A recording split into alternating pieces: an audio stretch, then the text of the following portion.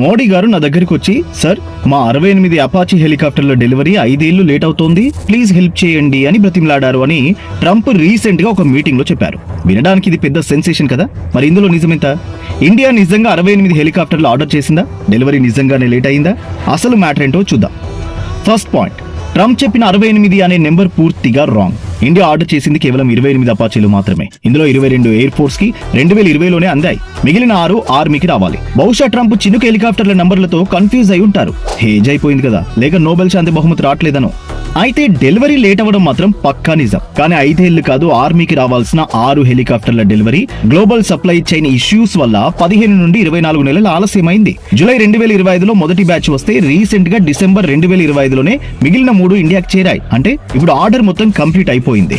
మోడీ గారు ట్రంప్ ని సర్ అని బ్రతిమలాడారా?